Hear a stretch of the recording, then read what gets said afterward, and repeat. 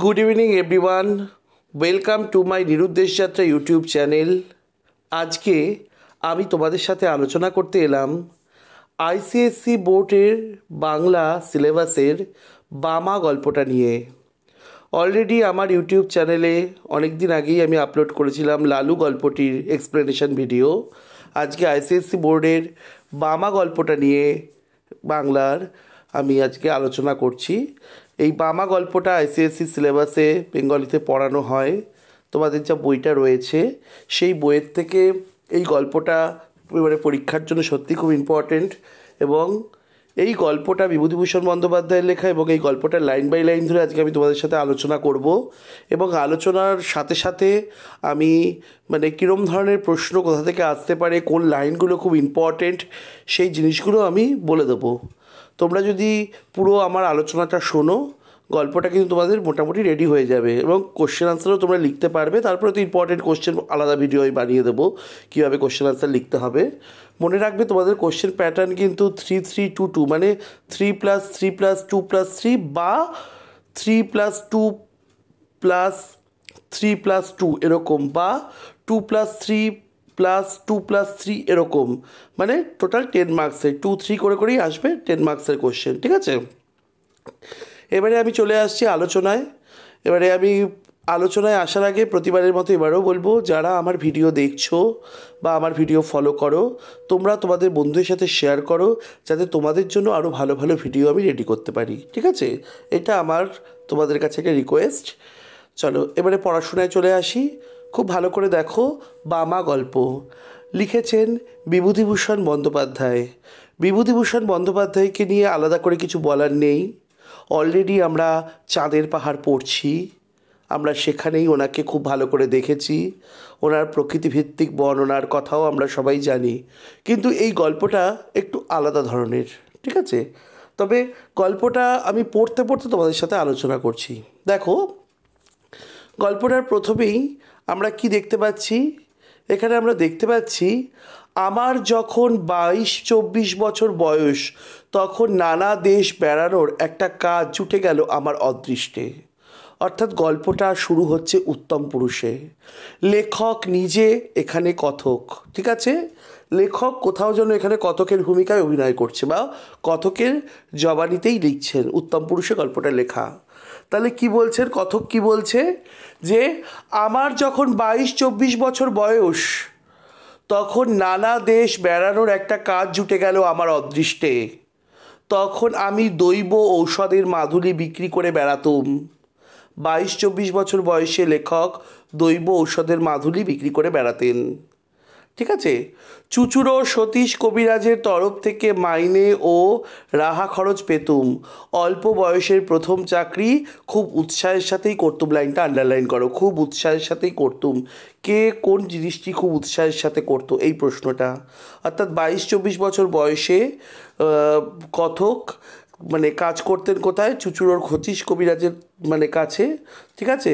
ওখানেই মাইনে খরচ পত্র ওখান থেকেই তিনি পেতেন, তার আন্ডারেই তিনি কাজ করতেন। সেই কাজ কথক খুব উৎসাহের সাথে করতেন। কাজটা কী ছিল? দৈব ওষুধের মাধুরী বিক্রি, ঠিক আছে? আমাকে কাপড় চোপড় পরতে হতো সাধু ও সাত্ত্বিক বামুনের মতন। অর্থাৎ সাধু মানুষেরা যেরকম টাইপের কাপড় চোপড় পরে আমরা দেখেছি, ঠিক আছে, ওরকম সাধু সাত্ত্বিক মানুষের মতনই কাপড় চোপড় পরতে হতো। ওটা ছিল ব্যবসায়ের অঙ্গ, ঠিক আছে? গিরিমাটি রঙের ছোপানো কাপড় পরনে, পায়ে ক্যাম্বিসের জুতো, গলায় মালা, হাতে থাকতো একটা ক্যাম্বিসের ব্যাগ, তারই মধ্যে মাদুলি ও অন্যান্য ওষুধ থাকতো। এটুকু পরে আমরা বুঝতে পারছি তার বেশভূষাটা কেমন ছিল, ঠিক আছে? নেক্সট, তারপরে আমরা কি দেখছি? বছর 3 সেই চাকরি করি, তারপর শরীর সইল না বলে ছেড়ে দিলুম। তাহলে দৈব ওষুধের মাদুলি বিক্রির চাকরি কথক কত বছর করেছেন? 3 বছর করেছেন। দেখো, এই তথ্যগুলো কিন্তু মনে রাখবে। এবং কেন ছেড়েছেন চাকরি? তার শরীর সয়নি, শরীরে কষ্ট হতো, তাই তিনি চাকরিটা ছেড়েছেন, ঠিক আছে? একবার যাচ্ছি বর্ধমান জেলার মেমারি স্টেশন থেকে মাখমপুর বলে একটা গ্রামে। একবার কোথায় যাচ্ছিলেন কথক? মাখুমপুর গ্রামে যাচ্ছিলেন। সেই মাখুমপুর গ্রামটা কোথায়? মেমোরি স্টেশন থেকে খানিকটা ভেতরে, ঠিক আছে? একটা মাদুলি বিক্রির জন্য নয়, এটা মাদুলি বিক্রির জন্য নয়, মাখুমপুরে শচীশ কবিরাজের শ্বশুরবাড়ি। মাখুমপুরে কার শ্বশুরবাড়ি ছিল? শচীশ কবিরাজের শ্বশুরবাড়ি ছিল। একবার কথক সেখানেই যাচ্ছিলেন, ঠিক আছে? সেখানকার জমি জমার ওয়ারিশান দাঁড়িয়েছিলেন শচীশবাবু। শ্বশুরের ছেলেপুলে না থাকায় আমাকে পাঠিয়েছিলেন পৌষ কিস্তির সময় জমি জমার খাজনা যতটা পারি আদায় করে আনতে। এইখানে শচীশ কবিরাজের শ্বশুরবাড়িতে কিন্তু কথক যাচ্ছেন, সেটা কিন্তু তিনি মাদুলি বিক্রির কাজের জন্য যাচ্ছেন না, যাচ্ছেন অন্য পারপাসে, জমি জমার কোনো একটা কাজ নিয়ে কিন্তু তিনি এখানে যাচ্ছেন, ঠিক আছে? কিন্তু তা হলেও পরনে আমার গেরুয়া কাপড়, হাতে মাদুলি ও ওষুধ ভরা ক্যাম্বিজের ব্যাগ ইত্যাদি সবই ছিল। কেন রেখেছিলেন? যদি রাস্তাঘাটে কিছু বিক্রি হয়ে যায়, যদি পথে ঘাটে কিছু বিক্রি হয়ে যায়, ঠিক আছে, কমিশনটা তো আমিই পাবো, ঠিক আছে? ওই জন্য রেখেছিলেন, নিজের স্বার্থসিদ্ধির জন্য রেখেছিলেন। কখনো ও অঞ্চলে যাইনি। মেমোরি স্টেশনে নেমে বেলা 2টোর সময় হাঁটছি তো হাঁটছি, চলেইছি, পথ আর ফুরোয় না। এক জায়গায় একটা ছোট বাজার পড়ল, সেখানে কিছু খেয়ে নিয়ে আবার পথ হাঁটি। এখন বর্ধমানের মেমোরি স্টেশন, মানে আমরা বর্ধমান যেতে গেলে মেন লাইনে, ব্যান্ডেল থেকে মেন লাইনে বর্ধমান যেতে গেলে মেমোরি স্টেশন পড়ে।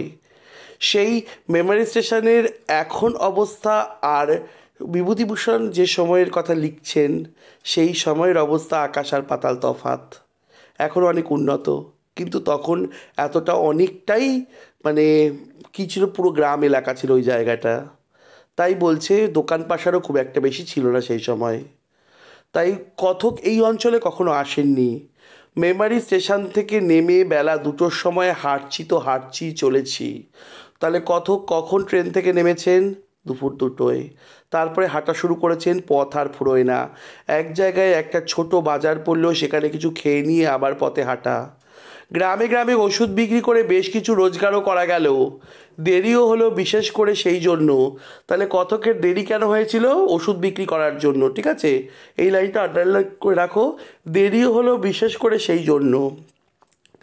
আর একটা বাজার পড়ল, সেখানে দোকানদারের কাছে শুনলুম আমার গন্তব্যস্থান পৌঁছতে অন্তত রাত 9টা বাজবে, কারণ গাড়ি ঘোড়া নিয়ে হেঁটে যেতে হবে।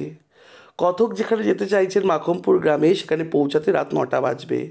কিন্তু সকলেই বলল সন্ধ্যের পরে আগে গিয়ে আর পথ হাঁটবেন না ঠাকুরমশাই। কথককে কেন সবাই ঠাকুরমশাই বলে ডাকছিলেন?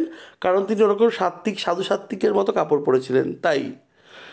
দোকানদাররা কেন কথককে সাবধান করেছিলেন যে জায়গাটা ভালো না, ওখানে ঠাকুরমশাই সেখানে, মানে কথকের সেখানে পৌঁছাতে রাত 9টা বাজবে, তাই সন্ধ্যের পরে আর এগিয়ে গিয়ে পথ হাঁটতে না করেছিল। এই সব দেশে ফাঁসুরে ডাকাতদের বড় ভয়।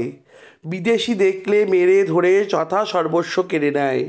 অর্থাৎ ফাঁসুরে ডাকাতরা বাইরের লোক দেখলে মেরে ধরে যা থাকে সব কিছু কেড়ে নেয়। প্রায় বনের ধারে বড় বড় মাঠের মধ্যে ঘাপটি মেরে বসে থাকে। সাবধান, একটা দিঘি পড়বে মাঠের মধ্যে ক্রোশ 3 দূরে, জায়গাটা ভালো না। অর্থাৎ দোকানদাররা সাবধান করে দিয়েছে যে একটু গেলেই একটা দিঘি পড়বে, সেই জায়গাটা একদম ভালো না, সেখানে ফাঁসুরে ডাকাতদের বড় ভয়, ঠিক আছে? কেন জায়গাটা ভালো না, ঠিক আছে, দোকানদাররা কি সাবধান করে দিয়েছিল, এখান থেকে কিন্তু প্রশ্ন আসে, একটু দেখে নেবে। বড় বড় মাঠের উপর দিয়ে রাস্তা, সন্ধে প্রায় হয়। এমন সময় দূরে একটা তালগাছ ঘেরা দিঘি দেখা গেল। আমার বুক ঢিপ ঢিপ করে উঠলো, লাইনটা আন্ডারলাইন করো। কখন কথকের বুক ঢিপ ঢিপ করে উঠেছিল? অর্থাৎ সন্ধ্যা প্রায় হয়, এমন সময় দূরে একটা তালগাছে ঘেরা জায়গায় ওখানে একটা দিঘি দেখা গেল। দিঘির ওপাশে সঞ্জয়পুর বলে একটা গ্রাম, সেখানে রাত্রের জন্য আশ্রয় নেবার কথা বাজারে বলে দিয়েছিল। অর্থাৎ বাজারের লোকেরা কি বলেছিল? সঞ্জয়পুর গ্রামে রাত্রিবেলা আশ্রয় নেবার কথা। কিন্তু সন্ধ্যা তো হয়ে গেল, তালদিঘির এদিকেই অন্ধকার হবার দেরি নেই। কোথায় বা সঞ্জয়পুর, কোথায় বা কি? কিন্তু সন্ধ্যা হয়ে যাওয়ার পর আর কিছু দেখা যাচ্ছে না, কোথায় কোন গ্রাম রয়েছে, ঠিক আছে? মনে ভারী ভয় হলো, কি করি এখন? সঙ্গে মাদুলি ও ওষুধ বিক্রির দরুন অনেক টাকা, পরক্ষণেই ভাবলাম কিছু না পারি দৌড়াতে তো পারবো, না হয় ব্যাগটা যাবে প্রাণ তো বাঁচবে। এই লাইনটা আন্ডারলাইন করো, না হয় ব্যাগটাই যাবে প্রাণ তো বাঁচবে। কখন কথকের এরকম মনে হয়েছিল। ভয় ভয় দিঘির কাছে তো এলুম, দিঘির কাছাকাছি তো এলুম। বড় সেকেলে দিঘি, খুব উঁচু পাড়, পাড়ের দুধারে বড় বড় তাল গাছের সারি, তার ধার দিয়েই রাস্তা। দিঘির পাড়ে কিন্তু লোকজনের সম্পর্ক নেই। যে ভয় করেছিলুম দেখলুম সব ভুয়ো। মানুষ মিথ্যে যে কেন এরকম ভয় দেখায়, লাইনটা আন্ডারলাইন করো, মানুষ মিথ্যে যে কেন এরকম ভয় দেখায়। কখন কতকের এরকম মনে হয়েছিল যে দিঘিটাকে নিয়ে মানুষ কতককে, দোকানদাররা বা বাজারের লোকজন কতককে সাবধান করেছিল, সেই দিঘির ধারে এসে কতক কিছুই দেখতে পেল না। কথকের ভয়টা একটু হলেও কেটে গেল। কথকের মনে হলো মানুষ ভুয়ো কথা বলেছে। তাই তখন কথকের মনে হয়েছিল মানুষ মিথ্যে কেন এমন যে ভয় দেখায়। প্রকাণ্ড দিঘিটার পাড় ঘুরে যখন তাল বনের সারি ও দিঘির উঁচু পাড়কে পেছনে ফেলেছি, সামনেই দেখি ফাঁকা মাঠের মধ্যে দুই একটা গ্রাম লিলি করছে। নিশ্চয়ই ওটা সেই সঞ্জয়পুর। বাঁচা গেল বাবা, কি ভয়টাই দেখিয়েছিল লোকে। দিব্যি ফাঁকা মাঠ, কাছেই লোকের বসতি, গায়ে গরু বাছুর চড়ছে মাঠে। কেন এসব জায়গায় বিপদ থাকবে? অর্থাৎ সেই প্রাকৃতিক পরিবেশটা দেখে, মাঠটা দেখে, গরু বাছুরকে মাঠে চড়তে দেখে কথকের মনে হয়েছে যে এখানে কোনো ভয়ের কোনো কারণ নেই। আমি এই রকম ভাবছি, এমন সময় তালপুকুরের ওদিকের পাড়ের আড়ালে যে পথটা, সে পথ বেয়ে একজন বৃদ্ধকে আমার দিকে আসতে দেখলুম। খুব ভালো করে দেখো। যখন কথক এর সব ভাবছে, দোকানদাররা, বাজারের লোক আমাকে ভুল কথা বলেছে, এখানে কোনো ভয় নেই, সামনেই হয়তো সঞ্জয়পুর গ্রাম, তখন কি দেখলো, তালপুকুরের ওদিকের পাড়ের আড়াল থেকে যে পথটা চলে গেছে, সেখান থেকে একটা বৃদ্ধ লোক কথকের দিকে আসছে। বৃদ্ধ বেশ বলিষ্ঠ গড়নের, এই বয়সেও মাংসপেশি বেশ সবল। তাহলে বৃদ্ধকে দেখতে কেমন? বৃদ্ধকে দেখতে দু নম্বরে কোশ্চেন আসতে পারে। বেশ বলিষ্ঠ গড়নের, এই বয়সেও মাংসপেশি বেশ সবল, গলায় রুদ্রাক্ষের মালা, হাতে ছোট একটা লাঠি। মনে রাখবে, গলায় রুদ্রাক্ষের মালা, হাতে ছোট একটা লাঠি। বৃদ্ধকে বেশ দেখতে বলিষ্ঠ গড়নের এবং এবং এই বয়সেও মাংসপেশি বেশ সবল। বৃদ্ধ আমায় বলল, ঠাকুরমশাই কোথায় যাবেন? যাব মাখমপুর। মাখমপুর? সে যে এখনও 3 কোষ পথ। কাদের বাড়ি যাবেন? শচীশ কবিরাজের বাড়ি। ঠাকুরমশাই কি কবিরাজ মশাইয়ের গোমস্তা? গোমস্তা নয়, তবে যাচ্ছি জমিজমার কাজে বটে। অর্থাৎ বৃদ্ধ এসে কথককে দেখে কিছু প্রশ্ন করলেন এবং ঠাকুরমশাই বলেই সন্দেহ করলেন। বলছে, সতীশ কবিরাজ মশাইয়ের কি আপনি গোমস্তা? বলছে, গোমস্তা নয়, তবে জমিজমার কাজেই যাচ্ছি। এই অঞ্চলে আর কাউকে চেনেন? মশাইয়ের নিজের বাড়ি কোথায়? আমি এই দিকে কখনো আসিনি, কাউকে চিনি নে, মাখমপুরেও নতুন যাচ্ছি। সেও কেউ তাহলে আপনাকে চেনে না? বৃদ্ধ কনফার্ম করে নিল। তাহলে সেখানেও তাহলে কেউ আপনাকে চেনে না? না, কে চিনবে? আমার একটা কথা, আচ্ছা, আমার এই কথায় আপনার যেন মনে বড়, আমার এই কথায় আমার যেন মনে বড় বুড়ো একটা কি ভাবলে। কথক যখন বলল না আমাকে কেউ চেনে না, তখন কথকের এই কথাটা শুনে বুড়ো যেন কি একটা ভাবলো। বুড়ো বলতে বৃদ্ধটা কি একটা ভাবলো। তারপর আমায় বলল, কিছু যদি মনে না করেন একটা কথা বলি। রাত্রে আজ দয়া করে আমার বাড়িতে পায়ের ধুলো দিন। আমরা যাতে বাড়ুই, জল আচরণীয়, আপনার অসুবিধে হবে না। চণ্ডীমণ্ডপের পাশে বাইরেই ঘর আছে, সেখানে থাকবেন, রান্নাবান্না করে খাবেন, আসুন দয়া করে। তাহলে বৃদ্ধ কতককে কি প্রস্তাব দিল খুব ভালো করে দেখো। তার বাড়িতে থাকার প্রস্তাব দিল এবং সে নিচে যাতে কি বলল যে কিছু মনে না করলে একটা কথা বলি, দয়া করে আমার বাড়িতে যে পায়ের ধুলো দিন, এবং নিজে কি বলে, নিজে যাতে বাড়ুই এবং তার বাড়িতে থাকলে কোনো অসুবিধা হবে না, চণ্ডীমণ্ডপের পাশে ঘর আছে, সেখানেই থাকবেন এবং রান্নাবান্না করে খেতে পারবেন। আমি বৃদ্ধর কথায় ভারী সন্তুষ্ট হলাম। সত্যিই তো, সেকালের লোকেরা অন্য ধরনের শিক্ষায় মানুষ। অতিথি অভাগ্য অভাগ্যদের সেবা করলেই এদের তৃপ্তি। মানে বলছে যারা হতভাগা, যারা হথিতি, যারা পথে বিপদে পড়েছে, এই সমস্ত মানুষের সেবা করলেই যেন এরা তৃপ্তি পায়। বৃদ্ধ এই প্রস্তাব না করলে রাঢ় অঞ্চলের অজানা মেঠো পথ পেয়ে এই সমুখ আধার রাতে আমায় যেতেই হতো মাখুমপুরে 3 কোষ হেঁটে। লেখক ভাবছেন যদি বৃদ্ধ আমাকে আজকে রাত্রে তার বাড়িতে থাকতে না দিত, তাহলে এই রাত্রিবেলায় অন্ধকারে আধার রাতে আমাকে 3 কোষ মতো পথ হেঁটে কিন্তু মাখুমপুর পৌঁছাতে হতো। তাহলে ইনি কিন্তু আমার দয়াই করলেন। ঠিক আছে। গ্রামের পূর্ব প্রান্তে বড় মাঠের ধারে বৃদ্ধের বাড়ি। বৃদ্ধের নাম নফরচন্দ্র দাস। তাহলে বৃদ্ধের নাম আমরা এখানে পাচ্ছি। বৃদ্ধের নাম কি? নফরচন্দ্র দাস। আমি চণ্ডীমণ্ডপে গিয়ে উঠতেই একটা কুকুর ঘেউ ঘেউ করে উঠল। কুকুরের এই ডাকটা আমার ভালো লাগলো না, আর আমি কোনো কারণ দিতে পারবো না, কিন্তু ওই কুকুরের চিৎকার যেন একটা ছন্নছাড়া অমঙ্গলজনক অর্থে আছে। মঙ্গল সন্ধ্যায় কোনো গৃহস্থ বাড়িতে আসেনি, যেন শ্মশান ভূমিতে এসেছি। অর্থাৎ লেখক এখানে একটা বিপদের আশঙ্কা করে দিচ্ছে যে কথক যখন গিয়ে চণ্ডীমণ্ডপে সেখানে উঠছে, সেই বাড়িতে, সেখানে ওঠার সাথে সাথেই কিন্তু একটা কুকুর চিৎকার করে উঠল। সেই কুকুরের ডাকটা কথকের ঠিক ভালো লাগলো না, কারণ আগেকার দিনে মানুষেরা অনেক কিছু জানতো, বুঝতো, তাদের কাছে এটা ভালো লাগলো না, এবং যেন মনে হচ্ছে কোনো গৃহস্থ বাড়িতে আসেনি, এসছি শ্মশান ভূমিতে। ঠিক আছে। বৃদ্ধের বাড়ি দেখে মনে হলো বেশ অবস্থাপন্ন গৃহস্থ।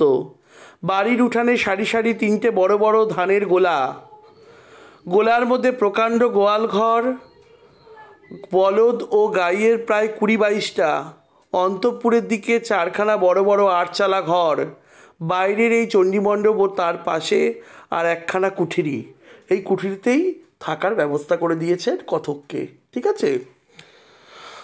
আমার কথাটা ভালো করে বুঝতে গেলে এই কুঠুরিটার কথা আর একটু ভালো করে শুনতে হবে।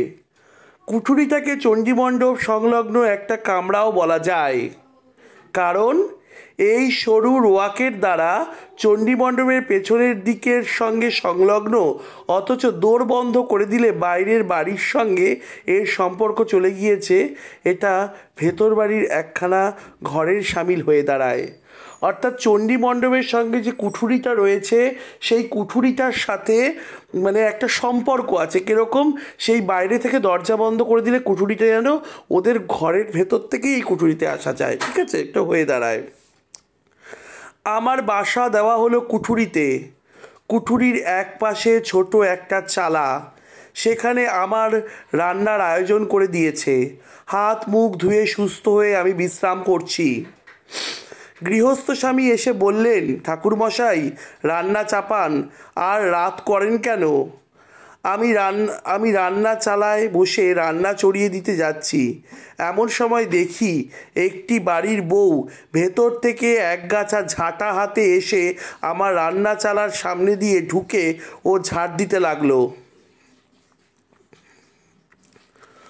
মানে হঠাৎ করে যখন রান্না করতে যাবে সেই সময় দেখছে বাড়ির ভেতর থেকে একটা বউ এসে ঝাঁটা হাতে নিয়ে সেই রান্না চালার সামনে ঝাড় দিতে লাগলো। কুঠুরির দরজা খোলা, আমি সেখানে বসে, সেখান থেকে কুঠুরিটার ভেতরে দেখা যায়। আমি 2-1বার বিস্ময়ের সঙ্গে দেখলুম বউটি ঝাড় দিতে দিতে আমার দিকে চেয়ে চেয়ে দেখছে। 2-3বার বেশ ভালো করে লক্ষ্য করে মনে হলো বউটি ইচ্ছে করেই আমার দিকে অমন করে চাইছে। অর্থাৎ বউটা ঝাড় দিচ্ছে আর কি কথকের দিকে চেয়ে চেয়ে দেখছে। কথকের খুব ভালো করেই কি মনে হলো যে বউটি ঝাড় দেওয়ার সাথে সাথে কথকের দিকে তাকিয়ে যেন কি একটা দেখছে, কথকের দিকে বারবার কারণে তাকাচ্ছে এবং কিছু যেন একটা দেখছে। ঠিক আছে। আর তার সাথে সাথে ঝাঁটা দিয়েও ঝাড় দিতে লাগলো। ঠিক আছে। আচ্ছা দেখো, সামনে ঢুকলো এবং ঝাড় দিতে লাগলো। কুঠুরির দরজা খোলা, আমি সেখানে বসে বসে কুঠুরিটার ভেতরে দেখা যায়। আমি 2-1বার বিস্ময়ের সাথে দেখলুম বউটি ঝাড় দিতে দিতে আমার দিকে চেয়ে চেয়ে দেখছে। 2-3বার বেশ ভালো করে লক্ষ্য করে মনে হলো বউটি ইচ্ছে করেই আমার দিকে অমন করে চাইছে। এই লাইনটা একটু আন্ডারলাইন করো, বউটি ইচ্ছে করেই আমার দিকে অমন করে চাইছে। আমি দস্তুর মতো অবাক হয়ে গেলুম, ব্যাপার কি? সম্পূর্ণ অপরিচিতা মেয়ে, পল্লীর গৃহবধূ, এমন ব্যবহার তো ভালো নয়। কি হাঙ্গামায় আবার পড়ে যাবো রে বাবা। কর্তার কাছে বসিয়ে রাধ্যে রাধ্যে গল্প করবো নাকি? কর্তাকে কাছে বসিয়ে রাধ্যে রাধ্যে গল্প করবো নাকি? বলছে বউটা এরমভাবে আমার দিকে তাকিয়ে তাকিয়ে দেখছে। একটু শত হলো গ্রাম বাংলা, মানে একদম পল্লী বাংলার একটা গৃহবধূ, কি ঝামেলায় কোথা দিয়ে জড়িয়ে যাব। তার থেকে কি বাড়ির কর্তাকে ডেকে নিয়ে এখানে বসিয়ে রেখে রাধ্যে রাধ্যে কি গল্প করবো নাকি? এমন সময় বউটি ঝাঁট শেষ করে চলে গেল, কিন্তু বোধহয় 5 মিনিট পরেই আবার এলো। বউটা ঝাঁট দিয়ে ওখান থেকে চলে গেল, আবার 5 মিনিট পরে এলো। দেখে মনে হলো সে খুব ব্যস্ত, উদ্বিগ্ন, উত্তেজিত। অর্থাৎ বউটাকে দেখে মনে হলো সে খুব ব্যস্ত, উদ্বিগ্ন এবং উত্তেজিত। কথক বুঝতে পারলেন এর মধ্যে একটা রহস্য রয়েছে। এবারও সে কুঠুরিটার মধ্যে ঢুকে এটা ওটা সরাতে লাগলো এবং আমার দিকে চাইতে লাগলো। আবার ওই কুঠুরিটার মধ্যে, যেখানে কথককে থাকার জায়গা করে দিয়েছে, সেই কুঠুরিটার মধ্যে ঢুকে এটা ওটা সরাতে লাগলো এবং কথকের দিকে বারবার চাইতে লাগলো। তারপর হঠাৎ রান্নাচালার দরজায় এসে চকিত দৃষ্টিতে চারিদিকে চেয়ে কেউ নেই দেখে আমার দিকে আরও সরে এসে এবং নিচু স্বরে বলল, ঠাকুরমশাই, আপনি এখনই এখান থেকে পালান, না হলে আপনি ভয়ানক বিপদে পড়বেন। এরা ফাঁসুরে ডাকাত, রাতে আপনাকে মেরে ফেলবে। বলেই চট করে বাড়ির মধ্যে চলে গেল। এবং সেখানে তারপরে সেকেন্ড টাইম যে বউটা ফিরে এসে রান্নাচালায় এসে এদিক ওদিক তাকিয়ে দেখলো যখন কেউ নেই, তখন কথকের কাছে এসে নিচু স্বরে আস্তে আস্তে কথককে কি বলে গেল, যে ঠাকুরমশাই, আপনি এখান থেকে পালান, না হলে আপনি ভয়ানক বিপদে পড়বেন। কেন ভয়ানক বিপদে পড়বেন? এরা হচ্ছে ফাঁসুরে ডাকাত, রাতে আপনাকে মেরে ফেলবে। ঠিক আছে? বলেই চট করে বাড়ির মধ্যে চলে গেল। এই লাইনটা আন্ডারলাইন করো, বলেই চট করে বাড়ির মধ্যে চলে গেল। কে কখন এমন কাজটা করেছিল, কি বলেছিল? ঠিক আছে, এটা শুনে তো আমি আর নেই, হাতের খুন্তি হাতেই রইল, সমস্ত শরীর দিয়ে যেন বিদ্যুৎ খেলে গেল। এই লাইনটা আন্ডারলাইন করো, সমস্ত শরীর দিয়ে যেন বিদ্যুৎ খেলে গেল। কখন কার এরকম অবস্থা হয়েছিল? কোশ্চেনগুলো কিন্তু আমি বলে দিচ্ছি, এই কোশ্চেনগুলোর মধ্যে কিন্তু কমন পেয়ে যাবে। কখন কার এরকম অবস্থা হয়েছিল, অর্থাৎ সমস্ত শরীরের মধ্যে দিয়ে যেন বিদ্যুৎ বয়ে খেলে গেল, আর সারা হাত পা অবশ ও ঝিমঝিম করতে লাগলো। বলে কি, দিব্যি গেরস্ত বাড়ির গোলাগালা ঘরদোর ডাকাত কীরকম, কিন্তু পালাই বা কেমন করে? এখন বেশ রাত হয়েছে, সামনের চণ্ডীমণ্ডপে বৃদ্ধ বসে লোকজনের সঙ্গে কথা কইছে, এখান দিয়ে যেতে গেলেই তো সন্দেহ করবে। তাহলে কথক কী ভাবছে, আমি এখান থেকে পালাবোটা কী করে? আমি এখান থেকে পালাতে গেলেই তো বৃদ্ধর চোখে পড়বে, সামনে চণ্ডীমণ্ডপে সামনে লোকজনদের সাথে বসে গল্প করছে, আমাকে দেখলেই তো ধরবে, সন্দেহ করবে। আচ্ছা, কাঠের মতো আড়ষ্ট হয়ে গিয়েছি একেবারে, হাতে পায়ে জোর নেই, কিন্তু ভাববারও শক্তি লোপ পেয়েছে। মিনিট 5 এভাবেই কাটলো। এমন সময় দেখি সেই বউটি আবার কি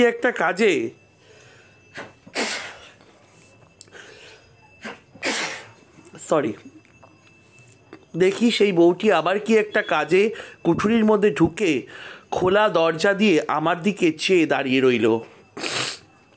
এবারে কি দেখা যাচ্ছে, কথক খুব টেনশনে পড়ে গেছে, কি করবেন কিছু বুঝতে পারছেন না।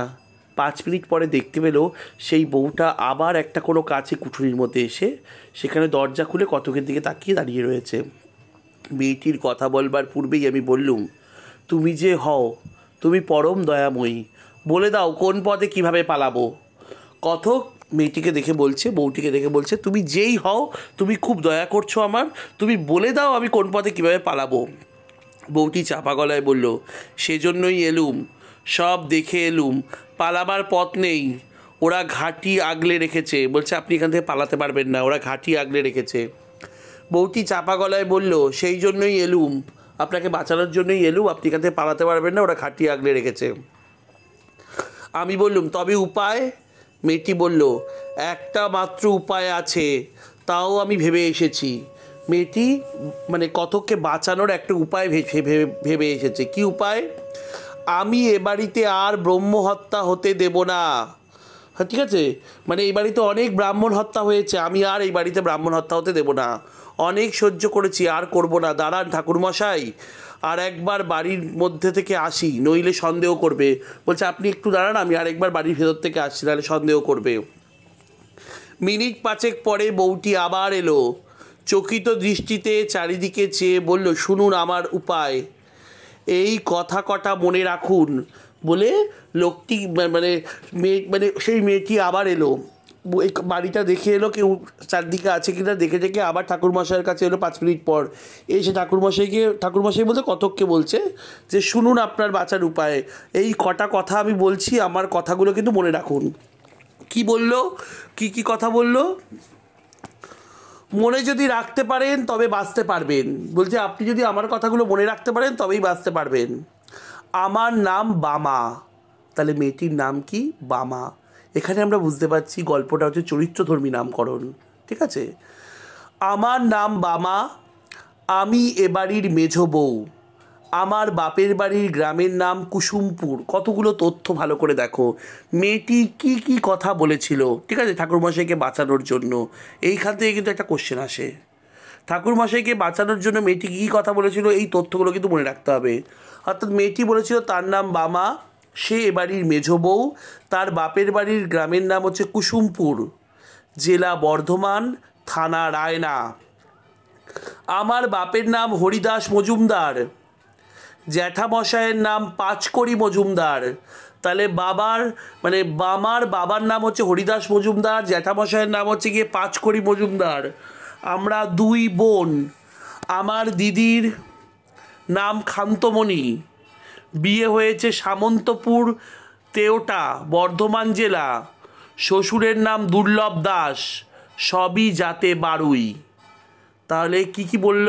তার বাবার নাম বলল, তার জেঠুর নাম বলল, জেঠুর নাম পাঁচকড়ি মজুমদার, বাবার নাম হরিদাস মজুমদার, আর তারা 2 বোন। তার দিদির বিয়ে হয়েছে কোথায়? সামন্তপুরে, তেওটায়, বর্ধমান জেলায়। আর দিদির যে শ্বশুর, সেই শ্বশুরের নাম হচ্ছে দুর্লভ দাস, দিদির নাম হচ্ছে গিয়ে খান্তমণি, ঠিক আছে, সবাই যাতে বারুই। আমার বাবা জ্যাঠামশাই সব বেঁচে আছেন কিন্তু মা নেই। আমার বাবা জ্যাঠামশাই সবাই বেঁচে আছেন কিন্তু মা নেই। আমার তখন বুদ্ধি লোপ পেতে বসেছে। যা বলে মেয়েটি তাই করে যাই, এতে কি হবে? যা বলে মেয়েটি তাই করে যাই, এতে কি হবে? একটু ধরো।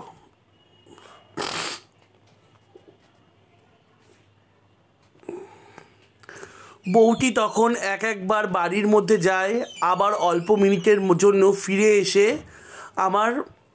আমায় তালিম দিয়ে যায়। মনে আছে তো জ্যাঠামশাইয়ের নাম কি? আমি বললাম হরিদাস মজুমদার। না, পাঁচকড়ি মজুমদার, বাবার নাম হরিদাস মজুমদার। আমার দিদির নাম কি?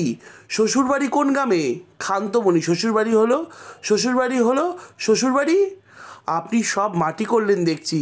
সামন্তপুর তেওটা। বলুন, সামন্তপুর তেওটা। শ্বশুরের নাম রামযদু দাস, দুর্লভ রাম দাস।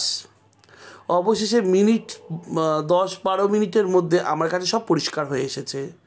বউটি তালিম দিয়ে শিখিয়ে বারবার করে ও ভুল বলছে, ওটাকে আবার সংশোধন করে দিচ্ছে, এরম করে ওকে ঠিক করে নিয়েছে, ঠিক আছে। বউটি বলল, রান্না খাওয়া করে নিন ঠাকুরমশাই, কোনো ভয় করবেন না। আমার বাপের বাড়ির নাম ধাম যখন জানা হয়ে গেছে তখন আপনাকে বাঁচাতে পেরেছি।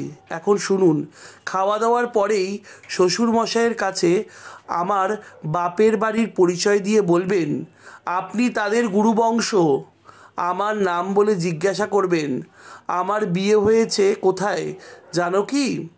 গলা যেন না কাঁপে, কোনো রকম সন্দেহ যেন না হয়। আমি চললুম, আবার আসবো।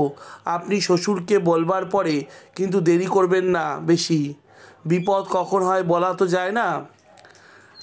ওকে সব বুঝিয়ে বলে গেল। রাত্রিবেলা খাওয়া দাওয়ার পরে আমার শ্বশুরের সঙ্গে কিন্তু আপনি কথা বলবেন এবং আমার বাপের বাড়ি পরিচয় দেবেন, গুরুবংশ বলে পরিচয় দেবেন। রান্না খাওয়া শেষ না করেও তো সন্দেহ করতে পারে। রান্না খাওয়া করতেই হলো। রাত্রের অন্ধকার তখন বেশ ঘন হয়ে এসেছে। রাত আন্দাজ 10টার কম নয়। আহারাদির পর নিজের কুটিরে বসেছি, আর আমার মনে হচ্ছে এ বাড়ির সবাই যেন খাড়ায়, রামদাতে শান দিচ্ছে আমার গলা কাটবার জন্য। এমন সময় গৃহস্বামী স্বয়ং আমার জন্য পান নিয়ে এলেন। অর্থাৎ খাওয়া দাওয়ার পরে পান নিয়ে এসছে কে? গৃহস্বামী। ঠিক আছে। বললেন, কি ঠাকুরমশাই, আহারাদি হলো?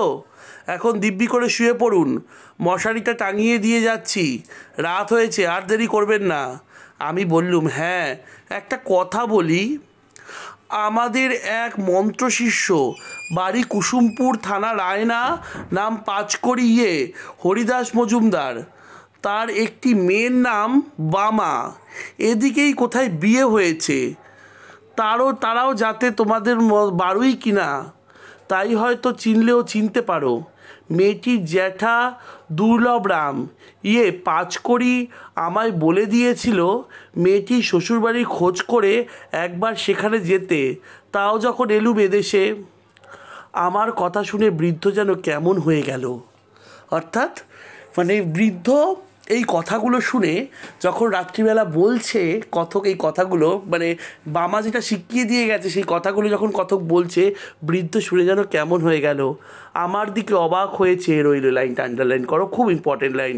আমার কথাগুলো শুনে বৃদ্ধ যেন কেমন হয়ে গেল, আমার দিকে অবাক হয়ে চেয়ে রইল। কখন বৃদ্ধ কথকের দিকে অবাক হয়ে চেয়েছিল? কুসুমপুরের হরিদাস মজুমদার বামা, আপনি তাদের চিনলেন কি করে? কুসুমপুরের হরিদাস মজুমদার বামা, আপনি তাদের চিনলেন কি করে জিজ্ঞেস করছে। বামার কথা স্মরণ করে গলা না কাঁপিয়ে দৃঢ়স্বরে বললুম, আমি যে তাদের গুরুবংশ, আমার বাবা ওরা মন্ত্রশিষ্য কিনা। বৃদ্ধ তাড়াতাড়ি বলেন, বসুন, আমি আসছি। আমি একটা কুটিরের মধ্যে বসে রইলুম। সন্দেহ ভয় তখনও যায়নি। আর এরা যে গুরুদেবেরই রেহাই দেবে তা কে বলেছে? কিছুক্ষণ পর বৃদ্ধ ফিরে এলো। পেছনে পেছনে সেই বধূটি, আর একজন সান্ডামার্কা গোছের যুবক এবং একজন পৌর স্ত্রীলোক, সম্ভবত বৃদ্ধের স্ত্রী। বৃদ্ধ বলল, এই যে বামা ঠাকুরমশাই, আমারই মেজো ছেলের সঙ্গে এই আপনার মেজো ছেলের শম্ভুর গড় করে সব গড় করো মেজো বৌমা, প্রণাম করতে বলছে ভার নিচু করে। ঠিক আছে, দেখো তো চিনতে পারো একে? চমৎকার অভিনেত্রী বটে বামা, অদ্ভুত অভিনয় করে গেল বটে। এই লাইনটা আন্ডারলাইন করো। বামা কি অভিনয় করেছিল, কখন করেছিল? ঠিক আছে। ঘোমটা খুলে হাসি মুখে সে আমার পায়ের ধুলো নিয়ে প্রণাম করে গলায় আঁচল দিল। ঘোমটা খুলে আমার পায়ের ধুলো নিয়ে আমাকে প্রণাম করে গলায় আঁচল দিল। জীবনদাত্রী দয়াময়ী বামা, আমার চোখে প্রায় জল এসে পড়লো। এই লাইনটাও আন্ডারলাইন করো। কখন কথকের এরকম মনে হয়েছিল। তারপর সে রাত্রি তো কেটে গেল। খাবার জল বামা বাঁচিয়ে দিল তাকে। যখন বলছে গৃহকর্তা বলছে, দেখো তো বামা, একে চিনতে পারো কি না, তখন বামা চিনতে পেরেছে বলেই অভিনয় করলো আর কি, আমি চিনতে পেরেছি, ওই জন্য ঘোমটা খুলে ওকে প্রণাম করলো আর কি। ঠিক আছে। তারপর সে রাত তো কেটে গেল। খাবার জল দেওয়ার ছুতো করে এসে বামা আমায় আশ্বাস দিয়ে গেল, বলল, বিপদ কেটে গিয়েছে। আমার চোখে না পড়লে সর্বনাশ হতো। ভিটেতে ব্রহ্মহত্যে হতো। অনেক হয়েছে এই কুঠিরিতে, এই বিছানায়, এই মেঝেতে অনেক লাশ পোতা। বলছে, এই বিছানায়, এই মেঝেতে অনেক লাশ পোতা আছে। আমার মনের অবস্থা বলবার নয়। বললুম, পুলিশ কি গায়ের লোক কিছুই টের পায় না, কিছু বলে না? কে কি বলবে? এ ফাঁসুড়ে ডাকাতের গা, সবাই এরম। আগে জানলে কি বাবা এখানে বিয়ে দিতেন? বিয়ের পর সব ধরা পড়ে গেল আমার কাছে। এখন আমার একটা সন্তান হয়েছে। এ পাপ ভিটায় বাস করলে তার অকল্যাণ হবে। ওকে বারণ করি, কিন্তু ও কি করবে? মাথার ওপর শ্বশুরমশাই রয়েছেন, পুরনো ডাকাত দাদারা রয়েছেন। আপনি ঘুমিয়ে পড়ুন বাবা ঠাকুর, আর ভয় নেই। বাবা তার জীবনের সংসারের একটা দুঃখের কথা বলে গেল যে আমার একটা ছেলে রয়েছে, সেও তো ভবিষ্যতে এগুলো করবে, কিন্তু আমি চাই না। আমার বাবা যদি এদের জানতে পারতো তাহলে আমাকে এই পরিবারে বিয়ে দিতে না। ঠিক আছে। সকাল হলো, বিদায় নেওয়ার সময় বৃদ্ধ আমায় 5 টাকা গুরু প্রণামী দিলেন। বাবাকে আড়ালে ডেকে বললুম, তুমি আমার মা, আমার জীবনদাত্রী, আশীর্বাদ করি চিরসুখী হও মা। লাইনটা আন্ডারলাইন করো। অর্থাৎ কখন কথক বামাকে এরকম আশীর্বাদটা করেছিল। ঠিক আছে। বাবা হয়তো বুদ্ধিমতী নারী জীবনে আর আমার চোখে পড়েনি, মানে বাবার মতো বুদ্ধিমতী নারী আমার জীবনে আর চোখে পড়েনি। কতকাল হয়ে গেল এই বৃদ্ধ বয়সেও সেই দয়াময়ী পল্লীবধূটির স্মৃতিতে আমার চোখের জল এসে পড়ল, শ্রদ্ধায় মন পূর্ণ হয়ে উঠল। এই লাইনটা আন্ডারলাইন করো।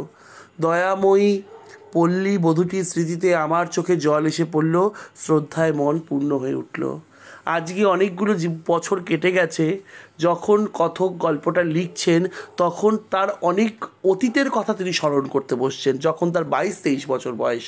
ঠিক আছে, সেই সময়কার কথা স্মরণ করছেন, এবং তাই অত বছর পরেও তিনি বামাকে ভুলতে পারেননি যে তার জীবন বাঁচিয়েছিল একবার। ঠিক আছে।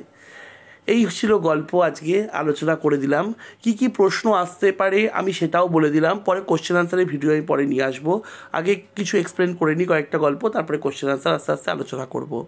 তোমরা যদি ভালো মতো আমার এই আলোচনাটা শুনে থাকো লাইন বাই লাইন, আশা করি তোমাদের কোশ্চেন আনসার লিখতে কিন্তু অসুবিধা হবে না। ঠিক আছে। তোমাদের 2 আর 3 মার্কসেরই কোশ্চেন থাকবে, 2+3 এরকম করেই কোশ্চেন থাকবে, বা 3-3-2-2 এরকম করে থাকবে, বা 2-2-3-3 এরকম থাকবে। এরকমভাবেই কোশ্চেন তোমাদের কিন্তু আসবে। তোমরা তাহলে আমি পুরো আলোচনা করে দিলাম, তোমরা ভালো করে একবার পড়ে নেবে, শুনে নেবে। কোথাও সমস্যা হলে, কোথাও বুঝতে না পারলে আমাকে SMS করতে পারো, হোয়াটসঅ্যাপে টেক্সট করতে পারো, মেল করতে পারো, সবই আমার ডেসক্রিপশানে দেওয়া রয়েছে। ঠিক আছে। এইভাবেই তোমরা পড়াশোনায় থাকো, পড়াশোনা করতে থাকো। কোনো কিছু অসুবিধা হলে আমার সঙ্গে যোগাযোগ করতে পারো। বন্ধুদের সাথে ভিডিওটা শেয়ার করো। ভালো থাকো, সুস্থ থাকো, সাবধানে থাকো, আর পড়াশোনায় থাকো। চলো, বাই।